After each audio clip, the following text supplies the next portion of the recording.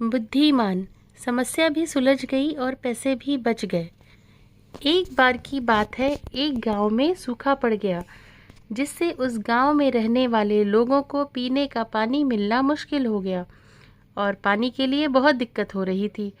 गांव के लोग कुछ दिनों तक तो दूसरे गांव से पानी लाकर अपना काम चलाते रहे, लेकिन कुछ दिनों बाद दूसरे गांव के लोगों ने भी पानी देने से मना कर दिया। उसके बाद गांव के सभी लोग मिलकर उस समस्या के समाधान निकालने मुखिया के पास गए और मुखिया से कहा कि गांव में एक कुआं खुदवा दे, जिससे गांव के लोग सूखे की स्थिति में पानी के लिए परेशान ना हों। मुखिया ने गांव के लोगों से कहा कि कुआं खुदवाने में तो बहुत सारे पैसे लगेंगे और उतने पैसे मेरे पास नहीं हैं। गांव में सुंदर नाम का एक बहुत ही चालाक लड़का रहता था। सुंदर ने सभी गांव के लोगों से कहा कि हम सभी को मिलकर ही कुआं खोदना चाहिए। सुंदर की ये बात सभी गांव वालों को अच्छी लगी और वो सब मान गए। गांव के सभी लोगों ने पैसे इकट्ठे किए और कुएं की खुदाई का काम शुरू किया।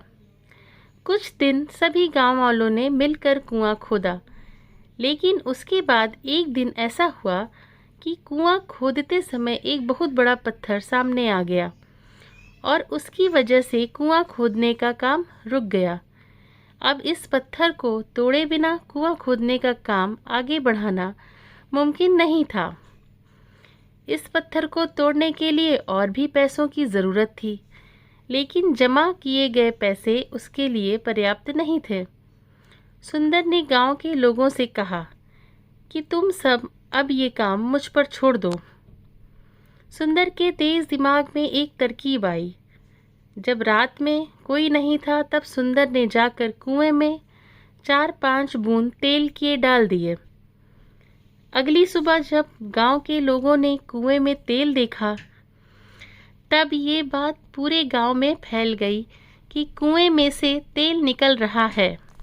जब ये बात गांव के मुखिया के कान में पड़ी, तब उसके मन में लालच आई और उसने गांव वालों से कहा कि मैं इस पत्थर को तुड़वा देता हूँ और पूरा कुआं भी मैं ही खुदवा देता हूँ।